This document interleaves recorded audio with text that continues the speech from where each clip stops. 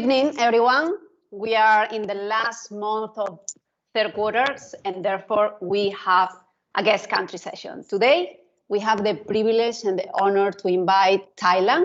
But before presenting our guest, let me say thank you first and welcome again to Top Series for those joining us every month. And for the new audience, welcome to the Top family. Briefly, this year, the TAP series is about the making of architecture and the notion of time. And within this context, we aim to highlight the importance of working towards a more conscious architecture, how to build better, how to be more sustainable, and how to design more resilient spaces. And these statements are very much aligned with Cosentino, as our company is a global leader manufacturing innovative and sustainable surfaces solutions for the architecture and design industry. And we don't stop there. As a company, we have the responsibility to promote knowledge and foster the critical thinking, contributing to create a better society and a more sustainable world. And this platform is precisely meant to be for that purpose. With that series, we want to empower the architecture and design community in the Southeast Asia, but also to open this communication platform to the public in general, students, industry professionals, non-industry professionals, in order to enhance the knowledge related to the architecture and design. We want TAP series to serve as an inspirational source, aligned with our core values and pledge to help to build a better place for the next generations. To protect the environment is one of our most important commitments. It's in our DNA as part of the Cosentino workforce. The eco-design and sustainability are principles in the development of our products. We have, as you know, our Dentro, which is a carbon neutral product, and as I mentioned many times, capable to absorb its own waste. And Silestone, with more than 30 years in the market and with some collections manufacturing with recycled materials, thanks to the use of the new hybrid technology, proprietary by Cosentino. And in 2 weeks, we are launching a new collection named Ethereal. So stay tuned. Thank you again. I give the floor to Jan Folling, our TAP curator, as it's time to present our distinguished guest from Thailand. Thank you, Jan. Hi, Maria, and good evening, everyone. Thank you for joining us today. So we are in Singapore, although we are like remote and online and communicating and offering this platform online. So once again, thank you for joining us today. It is the 9th talk of the year.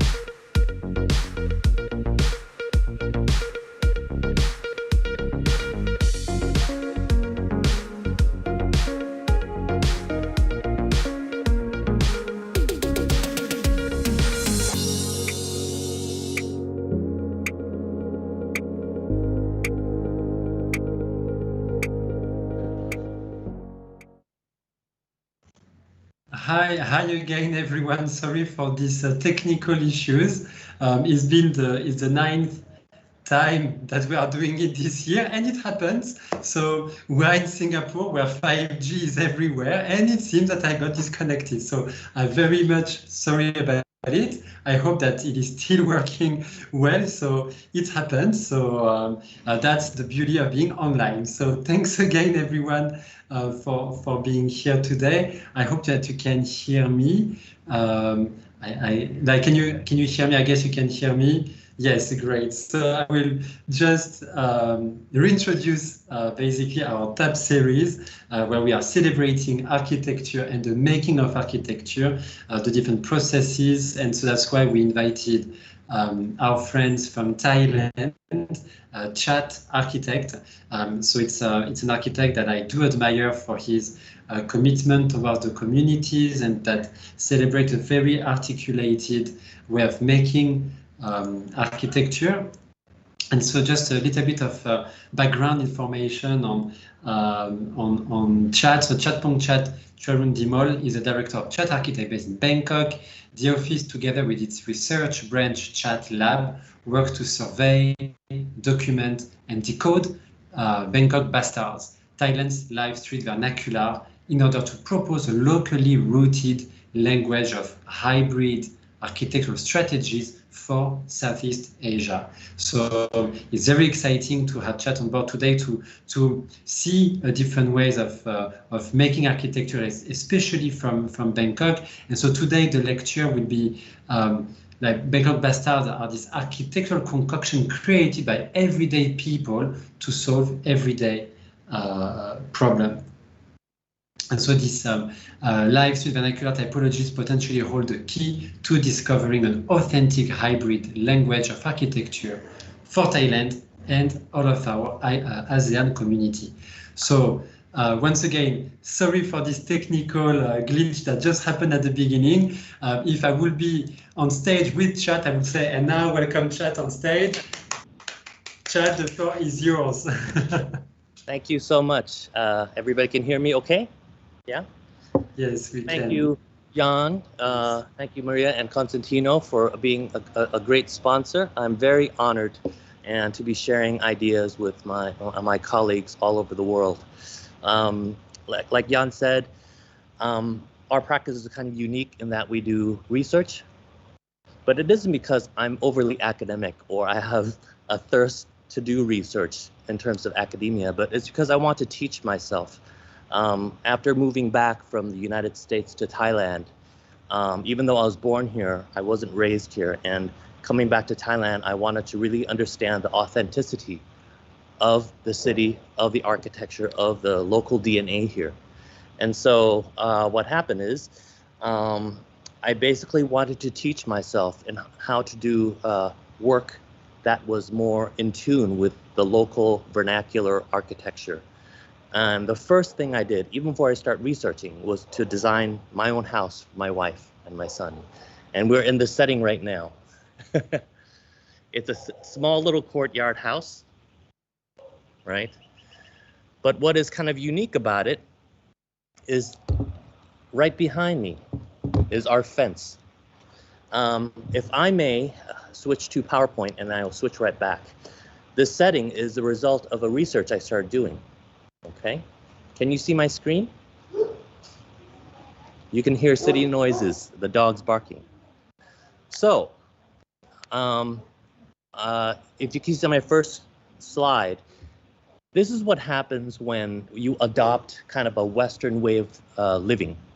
Before, Thailand and Bangkok was full of shop houses, which are similar to townhomes in Europe or America, where retail was on the bottom and living on top. And so you have an interchange between public and private all the time. But 50, 60 years ago, the adoption of the single family home, the dream where everybody wants to have their own house and their own yard, resulted in a streetscape in Bangkok and throughout Southeast Asia and a lot of developing countries like this. So one buys a plot of land, they build their own beautiful home, beautiful garden, But what happens in Thailand is because there's very little zoning, you are worried about burglars and thieves. So these blank, faceless walls line perimeter streets in every residential street. This was the dilemma I found when I moved back in 2000 and wanting to build my own house. I kind of was confronted with this state where the residential street, because of its adoption of the single-family home, turned its back on street life. So in order to do a new house, I wanted to research. So I wanted to understand how my neighbors responded to their own perimeter walls. And I started to find that there are many strategies in trying to create boundaries between the street and your own personal property. Some have blank walls, what are low. Some have perforated steel gates. Some have very ornately kind of decorated ironwork. So a kind of a collage of different responses of street walls. So what I did in my personal little alley, I researched and documented and drew all of these customized street perimeter wall conditions in order to learn more about my context. And in doing so, it allowed me to re-envision a new house, which I call the perimeter street wall house, that basically integrates the wall of the house, of the street wall itself, into a part of the architecture. So from the outside, on the outside of this fence, you would see kind of an elevation like this, right? Kind of closed, louvered walls. But if I can you see me live right now in a large picture? If Jan, if you can tell me. Yeah. We should be able to see you live on the picture. So let's make sure that we open it up.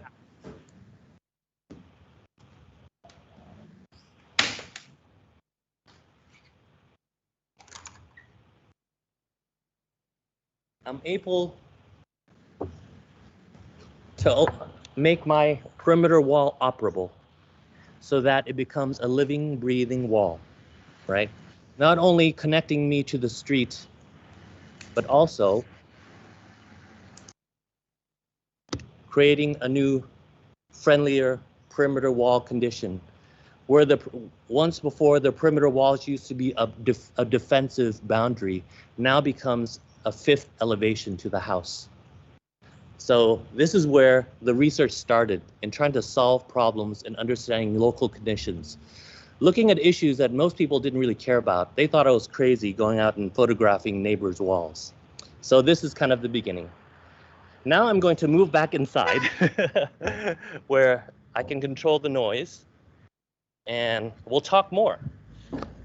I am basically going to switch back and forth between research and design. That's because that's the way I work. So now we're back inside. Okay. I'm going to start with some research and then we'll switch back and forth between research and design to show how I work. I want to show you this first. It's called the bridge boat. It's what I call a Bangkok Bastard, which is basically a local live vernacular concoction made by everyday people, not architects, to solve everyday problems. So here's a little video. I'm sure you'll understand it once I play it. It's called a bridge boat bastard. We're in a canal in Bangkok, just around the suburbs. Bangkok used to be full of canals. And there are these two boats parked side by side. Once oncoming boat traffic passes by, the man in the yellow shirt pulls a rope. And in doing so, pulls the second boat to connect with the other side. Once he does so, he'll lock the two boats together and pedestrians start to cross and walk across the first boat onto the second boat, thus transforming this into a bridge boat bastard. There is nothing new, no new forms, kind of recycling and rehacking of available materials. Longtail, wooden longtail vernacular boats, ingenuity, and a pulley system.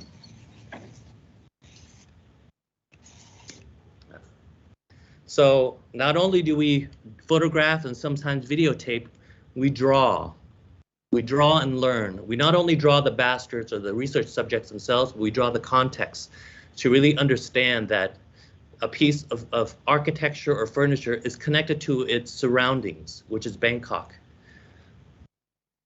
So here, everything, the invention has much more meaning when you see the canal, the floating vegetation, the toll booth. In section, you see how the pulley system operates.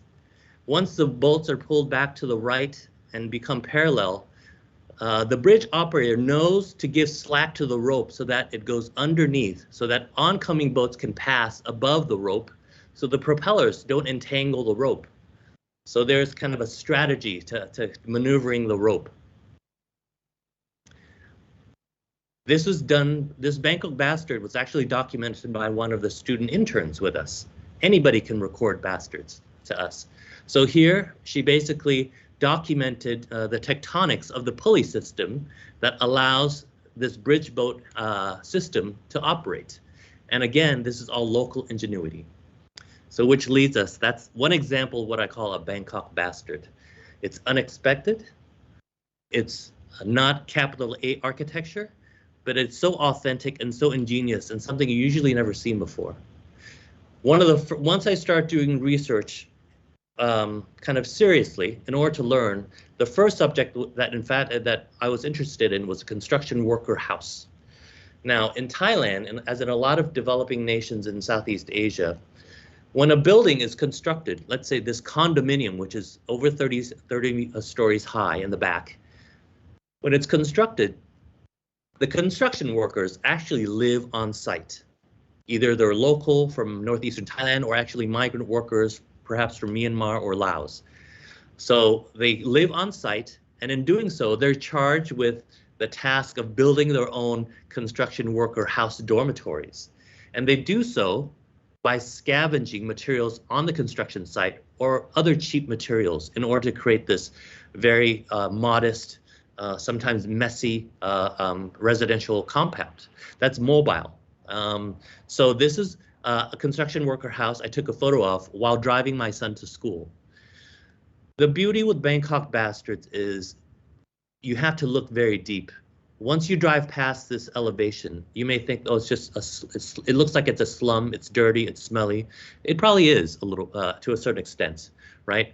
But what I feel coming from it is the life and the authenticity and kind of the energy that comes from, let's say, this veranda that's full of activity, right?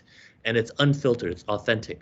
So what happens is I become more interested. I started to go into construction worker camps, measure them and draw them with our team at Chat Lab. So here we start to have a deeper understanding that it's not just a bunch of materials thrown together in a garbage pile, but there's a logic to it. The core or the rooms themselves are usually very small 3 meter by 3 meter rooms, right? They're very hot and not very nice to live in. But what makes them bearable is the scaffolding, this kind of wonderful ad hoc veranda walkway that wraps the actual core of the building. It is basically a multi-purpose circulation where you can drink, eat, cook, wash laundry, hang laundry, get drunk, have fun. It makes life bearable, and it's also an interstitial space for the harsh tropical sun and monsoon rain. This is the same site, but on the backside is another construction worker house that actually altered the strategy of the scaffolding. Here you see they use a scaffolding as like a defensive helmet. You see a protective double roof on top that protects the bottom house from falling construction debris. So here it's a kind of a light frame with plywood panels that provide a secondary protection. This is another construction workhouse on another site, but this one, instead of a double load corridor scaffolding that wraps the outside, it's kind of an internal not a single loaded corridor on the outside, but a double loaded corridor on the inside, almost like what I call a shish kebab or a satay that's inserted inside. But nonetheless, this kind of walkway is a wind tunnel where wind actually flows through, allows them to wash and dry laundry, cook, and kind of have fun with their friends, right? Once the system of core scaffolding is understood, the workers start to combine them in housing, right, in order to create a kind of a larger unit of residential and turn it into construction camp quarters. And once they have the system, they can now play with it. For example, here, this is a beautiful detail inside the corridor where simple corrugated zinc sheets of the roof are folded into a V and becomes a rain gutter. But the material and the reflectivity reflects light onto the underside of the corrugation of the roof. It's these wonderful details that make me love, explore, and discover new things about Bangkok Bastards. This is another formula where they take away the corrugated sheets altogether and replace with kind of a plastic tarp, construction tarp, in order to perhaps lessen the heat, or maybe corrugated sheets weren't available in this job site, but construction tarp was. But in doing so, you see how they kind of redefine architecture. A typical door no longer has a doorknob, but now is unbuttoned like a fabric. Once you go inside, you see how the tarp fits their lifestyle more, because migrant workers or Northeastern Thais usually don't have furniture in the house. They sit on the ground where it's cool, maybe with a rug. With this newfound fabric wall, they're able to peel the wall from the bottom up. So the light comes in and the wind comes in just at the right perfect level when you're sitting on the ground. So that was one research. I'm going to skip now to one of our hotels.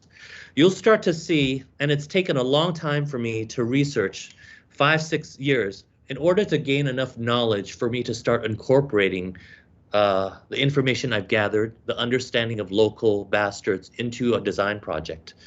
The Samsen Street Hotel that I'm going to show you right now was kind of a perfect storm where I was able to pull together different research and use them as a solution for design. To understand this project, I'll talk about another research subject that kind of infatuated me for quite some years, about 6 years ago. I was interested in what we call the curtain sex motel. It's a local building type that insiders in Thailand know what it is. It's kind of a love motel where a lot of Asian and other countries have, right? So this is what a curtain sex motel looks like in Bangkok. It's basically a bastardization of the American motel or the motor hotel, where the guest arrives by car. You would see this typology in America in the 1960s when there were a lot of traveling salesmen who would drive across country with their suitcases full of products that they would sell to families. So they would have to travel across country and drive into these motels in order to sleep overnight. So the curtain sex motel is a bastardization of that motor hotel. So here you see that it's created and designed to fulfill another type of user, right? Some from the front, because it was kind of came up in the 1960s and 1970s, there's kind of a late modern building typology. You can see almost a Corbusian brise-soleil wall that typically is created to screen and filter sunlight. But in this case, you see how there are hardly any windows in behind here, where it's not really doing any filtering of sunlight, but it's actually a psychological mask. It's this mask that makes this building almost nameless and profileless to protect the privacy of the guests who come. A typical guest who come, and I'm probably stereotyping, but there are a lot of guests like this, usually a man driving in a car with dark tinted windows, and he usually has a partner, a friend, a female, who's not his wife, and they've come here for extracurricular activities, if you can imagine. So they would come in their dark tinted windows to check into this motel. There is always a typical tunnel in the front of the building. Some tunnels are quite long because it makes you crawl through a few shop houses. But in the end, you emerge onto an open air, internal courtyard, internal street, where you can have an usher who actually usher you into one of these parking spots that have these red drapes. Once you pull in, let's say you pull in with this car, the usher closes the curtain behind you, and you will have a love suite at the end of your parking spot where you go in with your friend, quote unquote, and you can have fun. You could play cards, but usually they find other activities to do. And once you finish that activity, now here's a little section we created where the car has parked, and now there are all these activities that we have photoshopped into the Curtain Sex Motel. And once they finish that activity, they take the car, get into the car, leave the parking spot, and there's a secret exit out the side alley, right? So here I've kind of diagrammed it for you. So the car comes in here through the tunnel, they go in and they do their business, get their own room, and once they leave, they go out a side secret exit and make an escape because their spouses could be waiting at the front of the tunnel. So that's a little dark, or I say a gray secret that we learn. And hopefully you learn a little bit more about Thailand or Bangkok culture. When I finished surveying that hotel, if I can go back, this hotel was called the Picnic Hotel. All the Curtain Sex Motel has very innocent and cute names, right? The owner of the hotel, his name was Papa Tony, was a great client, and I thought that we would be able to convince him to actually let me renovate this Curtain Sex Motel into a regular hotel. But in the end, unfortunately, due to circumstances, this Picnic Hotel was demolished, and I was very heartbroken. But 5 years later, Papa Tony knew that I wanted to do a renovation of a Curtain Sex Motel, called me up and said, "Chat, I've just bought another Curtain Sex Motel. How would you like to renovate this one?" So this is the Mit Paisan Curtain Motel, translated into the Friendship Motel, kind of a cute, innocuous name. This motel, existing building, here's Papa Tony, this wonderful client and owner of multiple businesses. And Papa Tony was actually interesting. He started his career from the bottom. He was a street food vendor. He sold iced coffee. This is 1963. And this is Papa Tony, 2018. This is Papa Tony when he was 22, and he and his wife would sell iced Thai coffee, and started to make a name of money for himself. Eventually, collecting enough money to buy a taxi, becoming a taxi driver, and eventually becoming a manager to a clothing tailor shop, getting enough money and buying his own buildings to renovate to create motels. So this is one of the hotels or motels that he bought. Again, it has access through a tunnel from the front and an internal street in the middle, a courtyard. The Friendship Motel has its tunnel as well.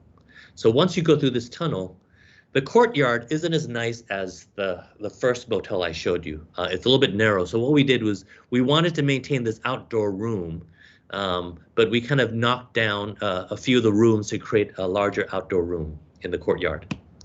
One of the problems with a Curtain Sex Motel is because each guest room is very small, 3.5 meters by 3.5 meters.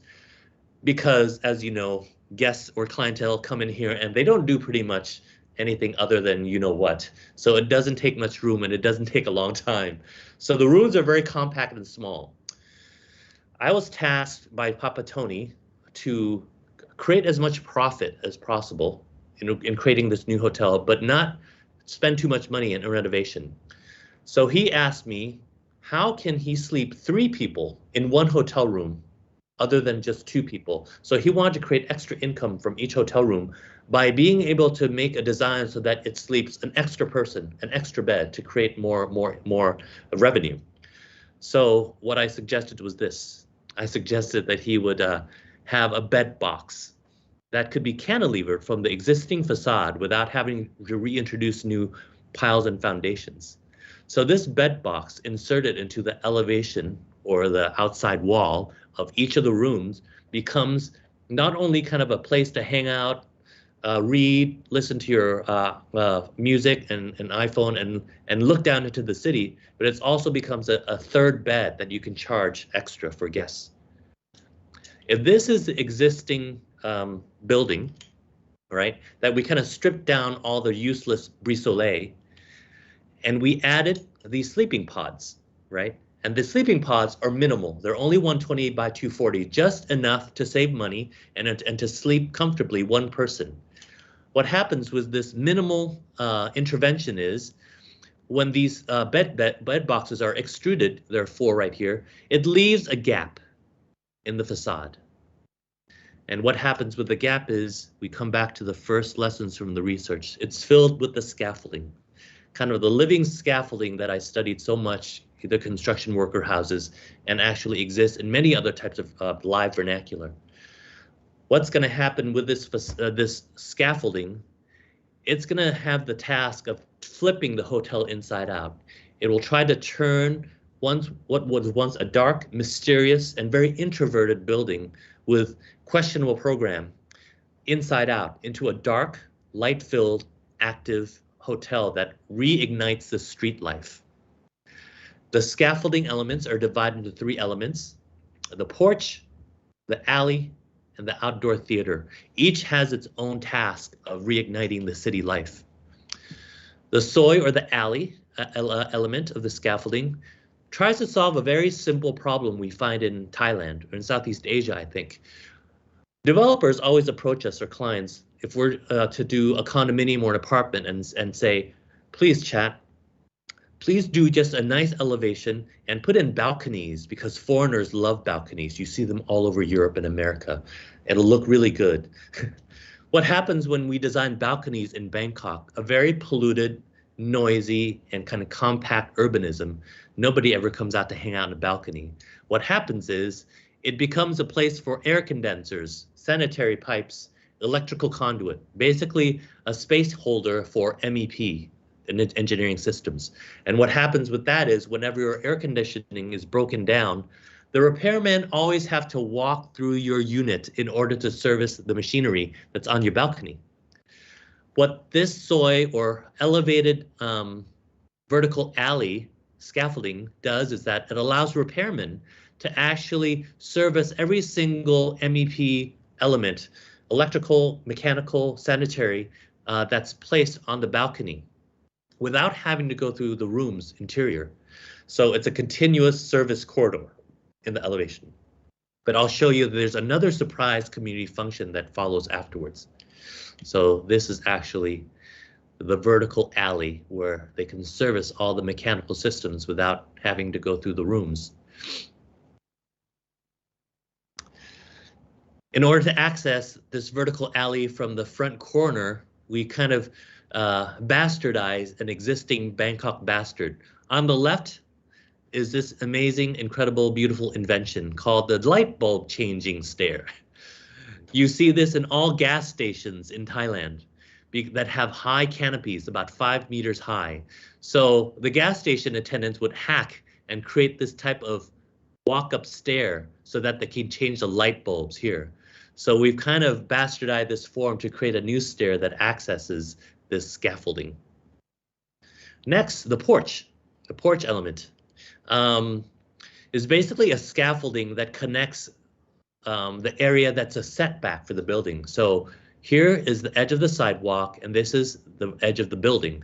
This 6-meter space is usually thrown away and becomes a place where people throw garbage and plant really meaningless gardens that don't have any purpose at all. We want to bring this back, this interstitial condition back, and make it a connection point between the building and the city. And it goes back to Papa Tony's interest and kind of desire to actually to revive and maintain culture of the street food in Bangkok, as he was once a vendor himself. So this is actually a photo of a neighbor just right next to the hotel. This is Pikai, or Brother Chicken, that's his nickname. And he has this armada of Thai sausages that basically he sells as street food. So we have these street vendors all around us that we try to work with in order to create a new business model. So instead of basically having guests come down during breakfast or lunch and serving them continental European style food, eggs and bacon, which they can, why not send them out to have authentic Thai breakfast?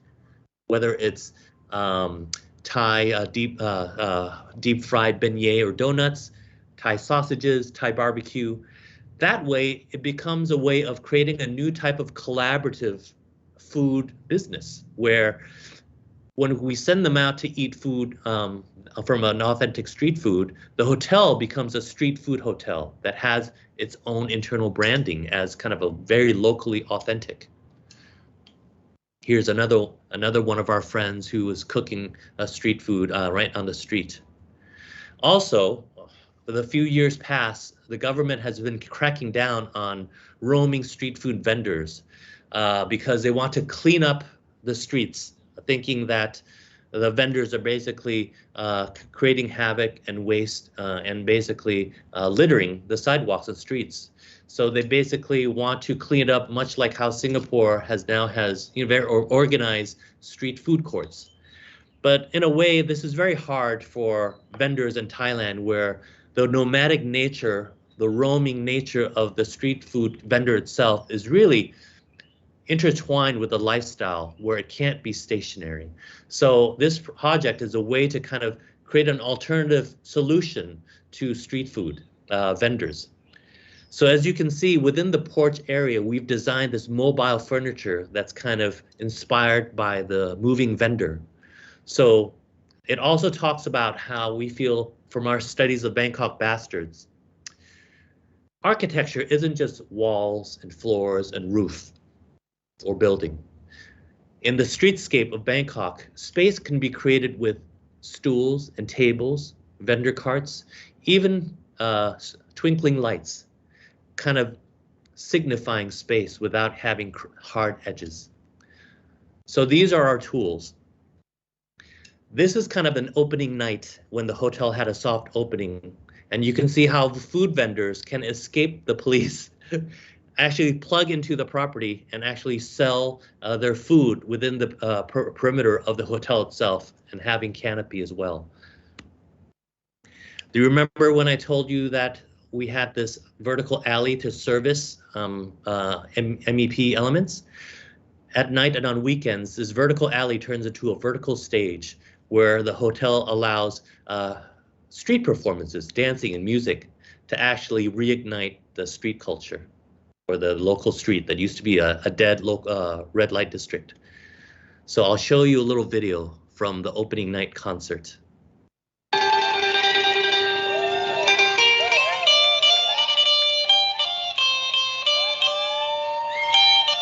These are kind of volunteer dancers, friends of ours, who came just to give a free concert, free music for the neighborhood.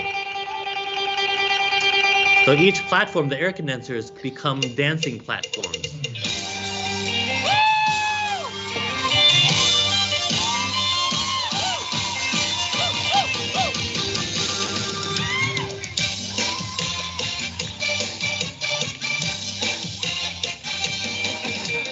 As you see, all the neighbors, guests from other hotels, friends, family, come to enjoy the street concert.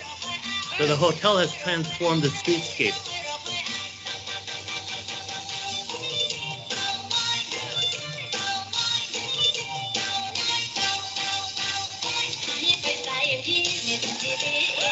I'm sorry for my shaky iPhone camera work.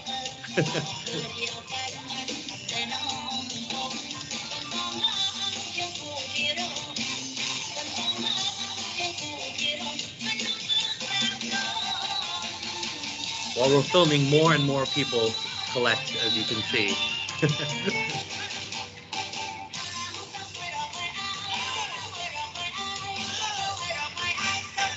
The woman clapping here, her husband had to call her, tell her to come home because she said she was going to the market. Okay, so that should give you an idea. Sorry. Okay, so once you go into the hotel, this checkout counter basically is kind of inspired by the burglar security grills that we see all over Bangkok. The Samsen Street Hotel still has the original tunnel, but uses it in a different way. As you walk through this tunnel, you emerge onto not an internal street, but now a newly bastardized court, where we've introduced kind of a pool lounge, an outdoor movie screen, as well as special balconies where we call leg dangling balconies that basically force you to turn around to watch movies, but also to look at each other across the court. Rather than staying indoors and playing with your iPhone, this balcony encourages you to come outside and talk. It's a wonderful atmosphere because guests would shout across the courtyard to each other and have a conversation.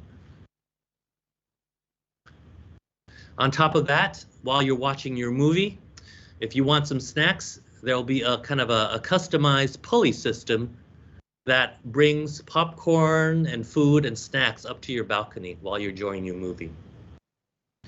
So in essence, this scaffolding that we researched and this new bastardized scaffolding, although they don't look the same, they operate from the same bastard spirit.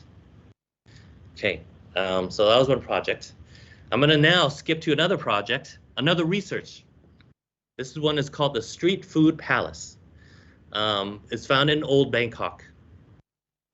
This is the owner of a highly respected owner in the almost aristocracy class that owns this now abandoned colonial mansion, right? So this is kind of a high-end residence or a mansion, what I call a palace, that actually integrates elements of both tropical and Western. You have, kind of molding, classical Western molding combined with wood louver windows, right? So colonial houses in Bangkok, I call bastards themselves because they're a mix of two cultures, right? But the other intervention, a bastard that latches onto this is this wonderful street food vendor that actually has colonized with the permission of the owner of the house to actually use the property. In essence, because the owner has passed away and the family no longer lives here anymore, actually there's a symbiotic relationship where the food vendor works to create income for herself, but also becomes a safeguard to look after the house so that there aren't any intruders. It's a symbiotic relationship, a funky relationship that things like this work in Thailand. So we've kind of documented it and drawn it to try to understand how these two elements kind of crossbreed. So I call this light structure of loose furniture of the food vendor, the father, and the mother is actually this colonial mansion, right? So this is a cross. We created this exercise to create a new design charrette for our office. There's no client. And here you can see that with the tarp on top of it, it actually creates another kind of a image and atmosphere.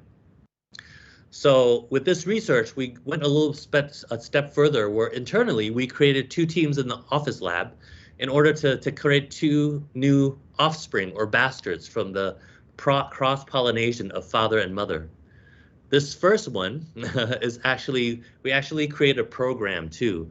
We said that this was actually going to be turned into a kind of a children's center for the policemen who actually live in the dormitories next door. So it's got a program where their kids can come in and play in this kind of a youth center that has a new bastardized playground that is kind of forged and kind of crossbreeds with the house. So here, the intervention is kind of a light multicolored structure reminiscent of the food vendor. The second crossbreeding, we actually use the dominant genes of the mother or the colonial mansion and borrowed elements from them like these pilasters and handrails and turned them into spatial elements that create a new type of bed and breakfast hotel. So these are actually outdoor dining for kind of a new type of colonial bastard hotel. So as you can see, now we don't wait for a chance to cross-pollinate and do design from the research. We create our own exercises to sharpen our skills and to create a catalog so that we can use for the future. And here, the theme that I want you to get from this is, it isn't only local kind of light construction architecture that I'm studying, but also language from across the ocean, this colonial mansion that has Western influences mixed now with a kind of a local Thai food vendor. That takes me to the next project where you see the themes of West and East actually crossbreed. This is called the Hotel Labris, and it's located in Khao Yai, or Big Mountain, which is kind of a natural preserve, very famous in Thailand. It's only about an hour plus drive from Bangkok. So Khao Yai is kind of a very popular weekend destination for Bangkokians. If they have a couple of days, they drive to the mountains of Khao Yai, Big Mountain, and experience a cool, almost European mountain-like atmosphere, right? People always say Khao Yai invokes images of the Swiss Alps. For good and for bad, what happens is that kind of belief sprouted all these European resort motifs that have sprung up in Khao Yai. So these are hotels and resorts that have sprung up in Big Mountain Resort next to the nature preserve. Here's Thames Valley, kind of a English castle. Palio is kind of a Tuscany hill town neighborhood mall. And even this very high-end resort villa called Tuscana Valley has a Leaning Tower of Pisa. But what you don't see is all the air condensers that are attached to the back. One of the things that the client asked me to do, she's a great client, and really enjoys the European feeling of Khao Yai, actually, and said that she actually wants something that is not just Thai, but actually has influences of the European overseas. She also said what she would like is she would like to have a labyrinth or a maze inside the hotel, right? I was at a dilemma because before this project, let's look at this slide again, but before this project, all architects, I was trained, in the West, even architects in architecture school here, we are mostly taught that modernism is good taste, high design. Once you do historicism or classical style or language, it's basically just pastiche, cliche, and Disneyland. This project put that belief into question, right? Why is it that we can only operate in the modern language? Why can't we extend our design practice into languages of other times and other places? So with this, we came with this more open-minded approach on how to crossbreed language of architecture. And again, the client also wanted a labyrinth that you would see in many castles and cloister gardens in Europe.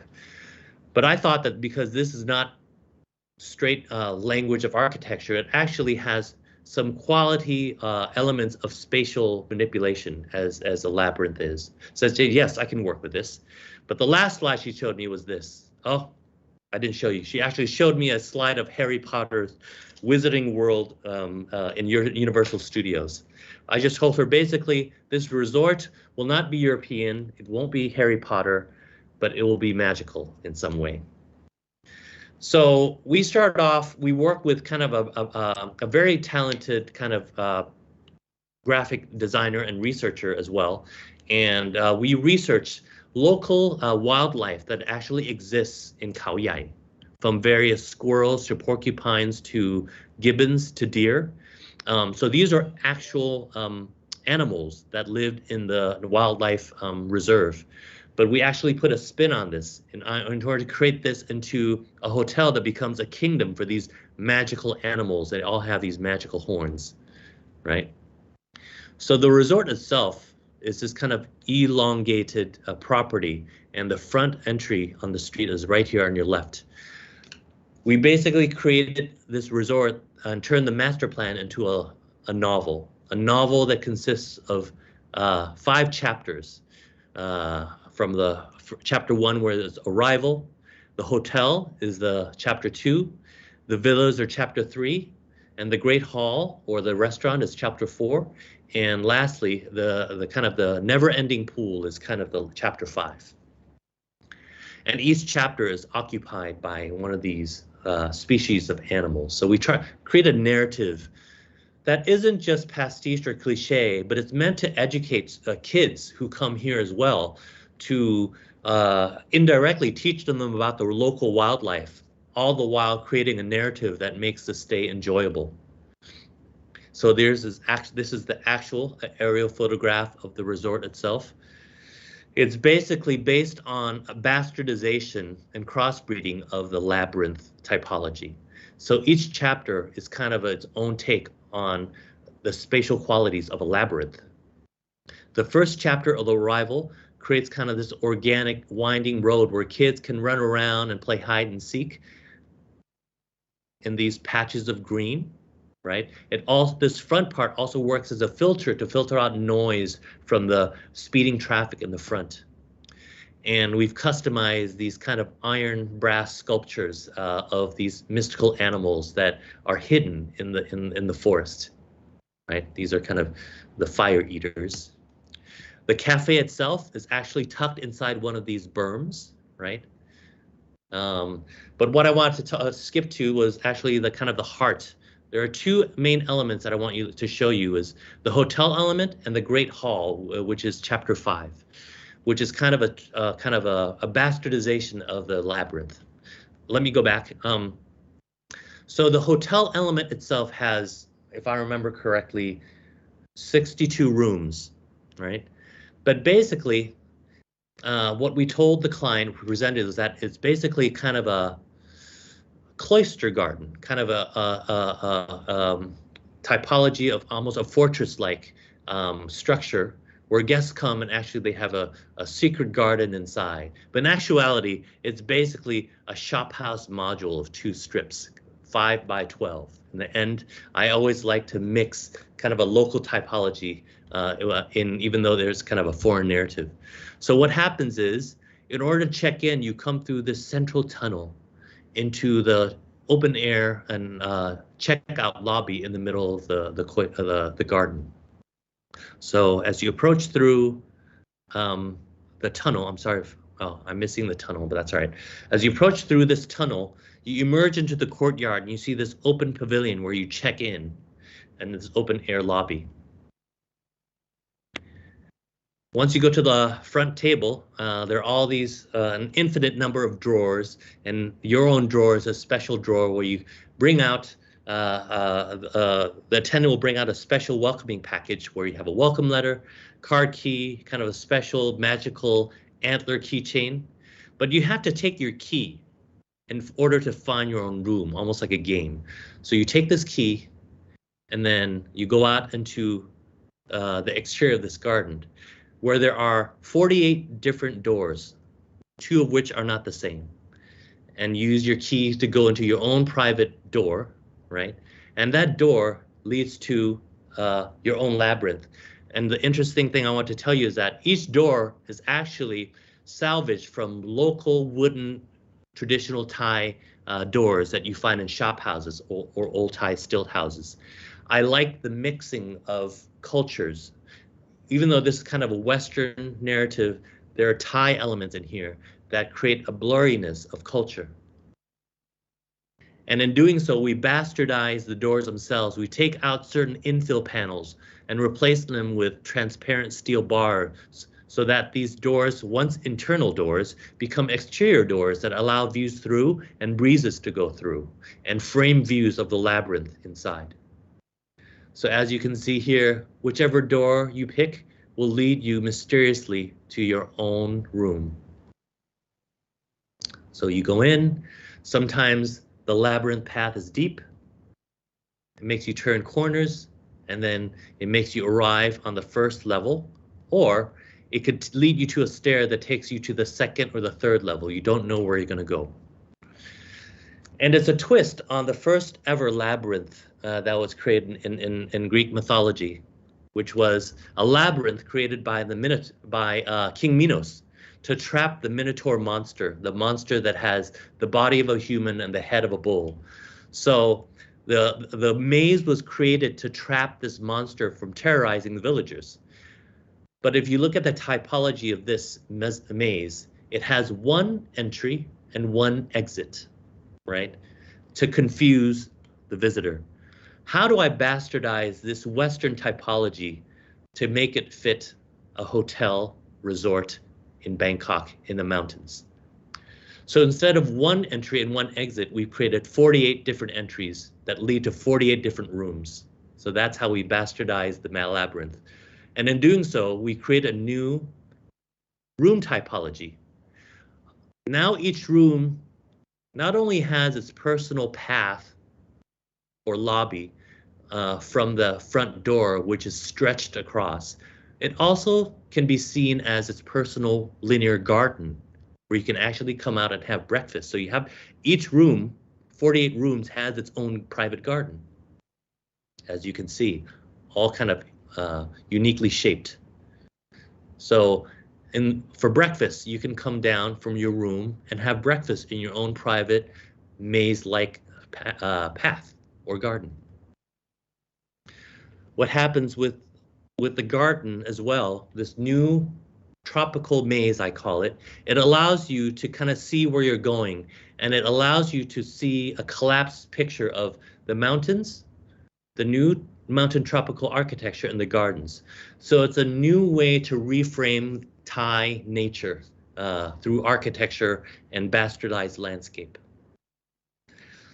If you can remember, even though formally, in terms of language, it doesn't look like the scaffolding or the tropical veranda space that we researched here, but it still exists, just in a different form, concrete frame with all these small stone mosaics cut from leftover, thrown away marble pieces that are locally found. So it's kind of recycling of waste products, but we cut them into a size so small to show that this is a very thin tropical stone wall.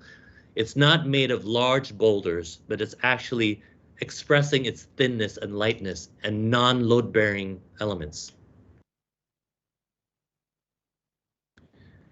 So we still have the theme of the scaffolding, right? This very useful veranda area that's integrated.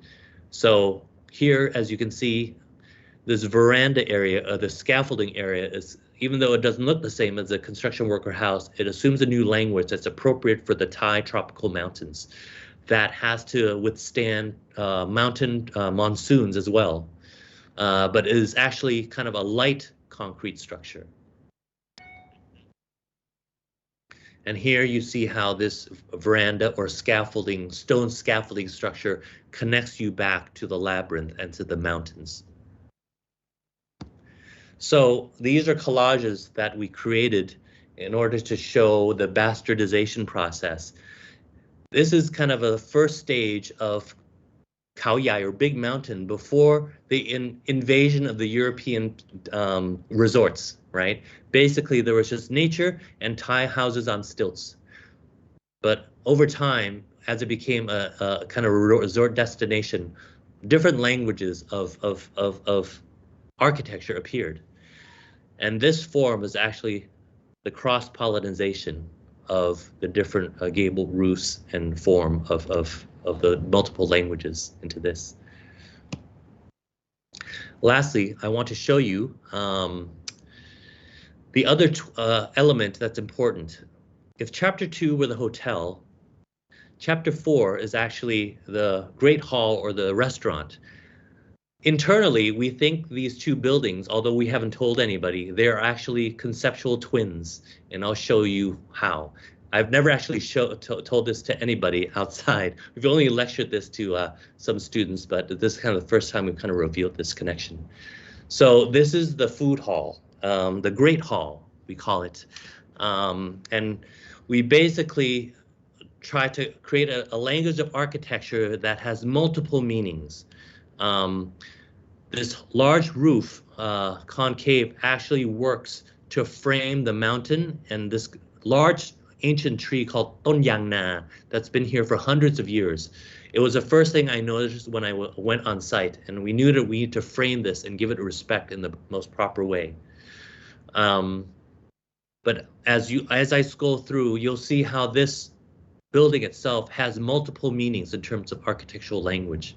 From inside, you may start to see, and I'll show you later how it actually may resemble, the internal space resemble the profile of a traditional Thai house with its steep curved roof.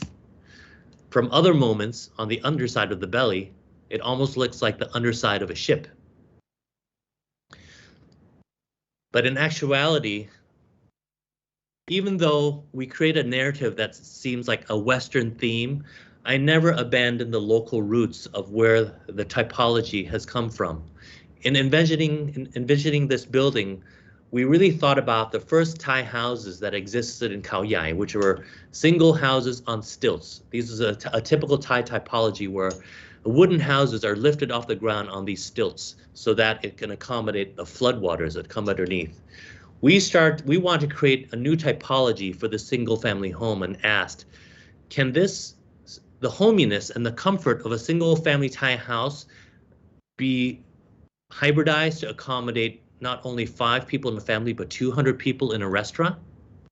So this collage would create to expand on that idea. And furthermore, how can it be bastardized to create a new hybrid, which turns out to be this?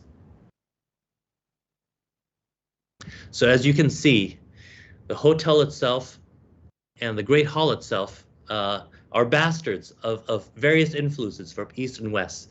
But what I want to show you right now are slides we just finished today to show you how these two twins are linked formally. If this were the elevation of the hotel itself, our thought process was this. We want to cross-pollinate 2 elements, 2 kind of universal images or architectural elements. The gable roof, as you see here, and the arched opening. What we felt were East and West colliding. The normal response would be to create an arch opening, if you can imagine, that's centered on the gable roof. That seems normal enough, but we didn't want that. We wanted tension. What we did was we slipped the arch opening halfway so that it's broken by the border between the 2 gables, so that you're only reading partial arches. It's incomplete. And what happens is, instead of looking at the perfect arch, it becomes a negative and secondary element. So now the primary element is this new hybrid plane, as you can see. Creating a new language that intersects 2 iconic forms. And I want to show you how we derive the Great Hall language from the hotel language. So if this were kind of an outline of the intersection of the arch and the gable roof, what we did was we isolated this typology, flipped it upside down to create a new type of gable roof, which in turn became this and this. So as you can see, even though they may not look the same, we wanted to extract the DNA of this twin structure from this structure. And both of them inherently has a DNA of both East and West and local and global context. Thank you very much. I don't know if I've gone over time. You are totally over time, but it's okay. Yeah. Thank you so much, Chat. I'm totally blown away. Oh. We need to stop the talk because our audience we would like to have some questions to you, but we can continue listening to you. It's quite amazing. So thank you so much, Chat, for sharing so much. You brought us to Thailand. You brought us to Bangkok. The sound, the colors, the vibrancy. It was amazing, and I still admire all of the work that you do, and how dedicated it is. So I took many notes, and I will see if I have some questions from the audience. But I will start with my first series of questions is the way that you practice your architecture is very much this hybrid, constantly challenging the norm, I would say, challenging the establishment, challenging iconic forms, because that's what you indicated for your last project that you shared with us. Can I ask where is this coming from? Why are you constantly challenging basically things and to turn it into something that is radically breathtaking? Wow, thank you so much. I think it started off having failed. When I first came back from the States and I accepted projects, I did residences. Most importantly, I did my father's house, which is terrible. I hope he's not watching. I say this, and please believe me, I felt like I was designing for the cover of an architectural magazine. I felt like I was trying to prove all these principles I learned in school in the West that were based on kind of a European or Western modernism, which is great, it's beautiful, but it may not be the only response throughout the world, no? How many times have we heard that modernism is dead by Tafuri or whoever, but it really is being stretched to its limits. And I don't want to say that it's dying, but I just want to say that there are other alternatives. There are other languages that don't have to have a secondary role, right? Because the world is opening up. The West and the East and all over is different. There's more uniformity. And I say that as an American, right? I'm not bashing on the West because I was born and raised in America and I identified as a Westerners. And now being in the East, there's a whole nother language. It's basically this. If I go to America, wherever I am, I have to learn to speak English, right? In order to shop or to whatever. But when foreigners come to Thailand, why don't foreigners learn to speak Thai? I'm not saying that to be a smartass, but I'm saying the world is changing where importance and culture has to be spread around, awareness and value of culture. And I'm not saying that as an angry person. I'm saying that because it will broaden everybody's minds if they actually become modest to learn the culture if they travel there. Your experiences in making that trip more valuable, I think, is heightened. So if I make that parallel in terms of architecture, I think it makes sense. If I were to do a piece of architecture that's rooted in kind of a Thai history or Southeast Asian history, if anybody is going to come and critique it, they have to be educated. They can't come ignorant. Just like I studied Wright and Corbu and Kahn 4, 5, 6 years in order to make intelligent comments on projects that are Western based. I expect the same. But I cannot expect it if there's no information readily available for Westerners who want to critique Asian architecture. We don't have enough documentation and research for them to study. This is why I'm starting the research and documentation of hybrids, live vernacular, in order to create a database so that not only foreigners, but locals can really know local architecture in and out in order to make educated comments and designs, right? My goal isn't to make cool design. My goal is to create a new education, a new catalog, because we are far behind Western modernism in our documentation and history of documentation. Yeah. Yeah. So, thanks a lot for saying all of this, because it is a sentiment that is shared across the region, and especially the Southeast Asian region, from Indonesia, Philippines, Malaysia, Thailand, to really document the local context, to document the local way of making architecture. And that's the reason why we started the TAB series with Cosentino. It was to really give this platform to document, and that's why when I hear what you are saying, and when I was taking note when you were presenting, it is this idea of documentation, like to understand the vocabulary, the language, the small elements that contribute to the built environment. And in that, it's almost like an inventory of the built environment, but in a certain way, in a certain twist. And so that leads me to my second question is, there are scholars in our region, there are documentations that are being done about modern architecture as well, and some other major architect from our region, but you are focusing on something that is highly informal, but at the same time that is as much as informal it can be. It is informing the built environment, and it is informing the more formal architecture.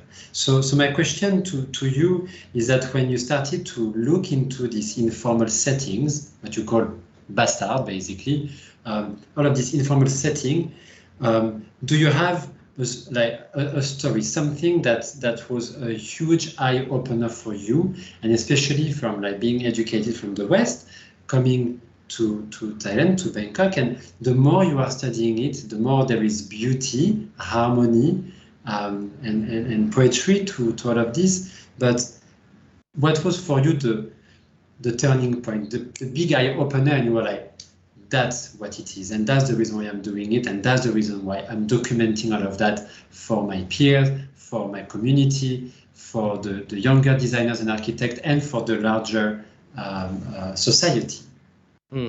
I think it came in two or three different moments. One was doing this house, which I'm glad now I showed you, because which is a fantastic house, huh? It's an amazing house. It basically, this house talks about the house being larger than itself. The house talks about it being a part of the city, but I didn't want it to be a generic. That's why I looked at the perimeter walls. Basically, my subjects, I don't even have to think about, Jan. I just walk outside of my house and I see subjects all over. This is how easy it is. But it's just a matter of you looking at things with new eyes and not just be, oh, I've seen that before. That's boring. That's not interesting. But you have to look at things with new eyes. And I looked at, okay, I'm looking down my street. What makes this space? The walls. Look closer. And once I did that, I mean, I created a house that wasn't based on kind of a global language. I basically was just trying to do my wall as best as I can in the language of the neighbors. And even these wooden louvers here are just bought from a Thai wood window store. I didn't even customize them. They were, type A. And so when I did this house, I said, wow, that's different from the house I did for my father, where I tried to use all these techniques I learned in school rather than having be very simple. So that's one. It happened at the same time when I started just to photograph the construction worker houses. And I posted them on Facebook. I don't even have a web page. This is how pathetic I am. Everything is on Facebook. And I posted these bastards, just a construction worker house, and it started to get a lot of interest. And then one day, Toto Gallery Ma, a gallery in Japan, called and asked for me to be a representative for Thailand for an exhibition to mark the 30th anniversary. So there are 5 countries: Thailand, Singapore, China, Japan, and Vietnam, right? And I asked them, why on earth would you pick me? And they said it was the research. It was design too, but the research. So this is where I thought, wow, nobody noticed in my country, but somebody else, kind of an authority, recognized that this research had some value to it. So it was both internal and external, realizing that it was a new, authentic tool that could help me improve my design, but also that it is a tool that anybody else outside of Thailand could use as well. Thanks for sharing this, because those are moments that any architect, designers can have at a point of time in their life, and to really look at things differently. I have one of my last questions because I know we are totally overrun. Would you say that Chat Architect is promoting circularity and therefore sustainability? Because when we look at all of the reusing, protecting, preserving, hybridizing, if I can use that word.